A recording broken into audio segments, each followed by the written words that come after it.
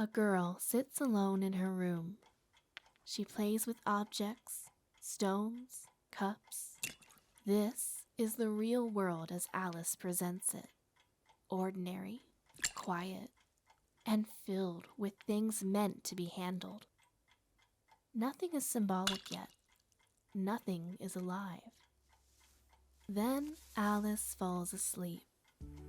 What follows in Jan Schwenkmeyer's Alice 1988 is not a separate fantasy world, but a reworking of the one she already knows.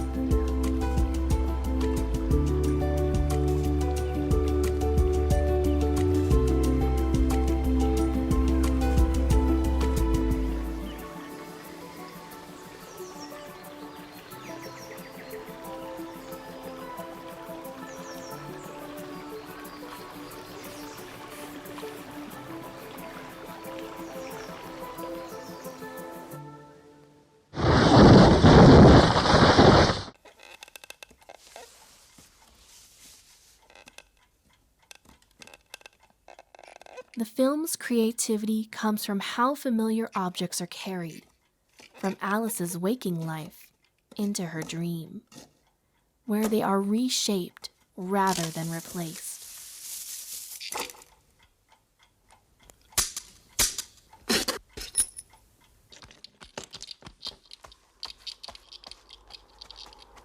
The rabbit Alice sees in the real world becomes the rabbit that guides her dream. Drawers she could open while awake become passageways. Rooms become systems of movement.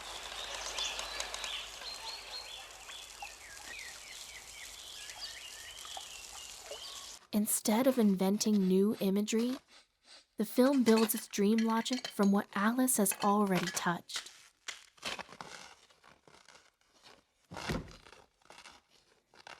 As Alice moves deeper into the dream, objects begin to act.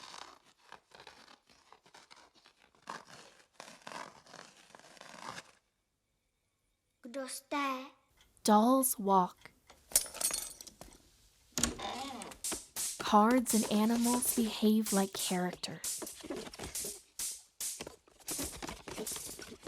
These transformations don't feel random. They follow the physical rules of the materials they're made from. A wooden object moves like wood. A cloth bends and folds. Nothing moves freely. This is where the film's creativity becomes clear. The dream world doesn't ignore reality. It rearranges it. Alice doesn't escape her environment. She reinterprets it. The film reinforces this idea through animation. Alice shifts between live action and puppet form, mirroring how a child might imagine themselves inside a dream. These changes aren't explained because they don't need to be. They belong to Alice's perspective. When Alice finally wakes, she returns to the same room she began in. The objects are still. Nothing in the real world has changed, but the way Alice has interacted with it. Alice 1988 shows how creativity in film can come from perception rather than invention. By treating dreams as a transformation of lived experience, Schwenkmeyer creates a world where imagination doesn't replace reality. It rearranges it. I'm Wren Vogel, and this is Creativity in Film on Sam's channel.